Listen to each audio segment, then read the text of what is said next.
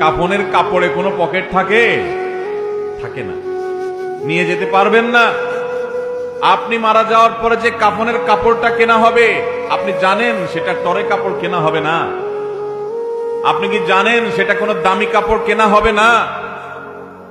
কাপড়ের মধ্যে সবচেয়ে সস্তা কাপড় দিয়ে আপনাকে কাফন দেওয়া হবে। কারণ যাদের জন্য এই সুদের কারবার করে টাকার পাহাড় গড়েছেন, সেই সন্তানরাই বলবে, এবং তাদের বলাটা অযৌক্তিক না, যে এখানে দামি কাপড় দিয়ে লাভ কি, মাটির সাথে মিশে যাবে, নষ্ট হয়ে যাবে, কে দেখবে?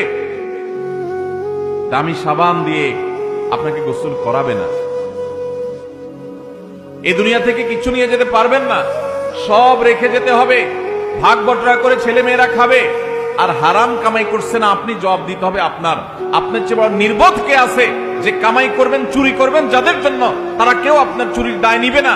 আপনার শাস্তি আপনাকে ভোগ করতে হবে, তারপর আপনি অপরাধ করছেন।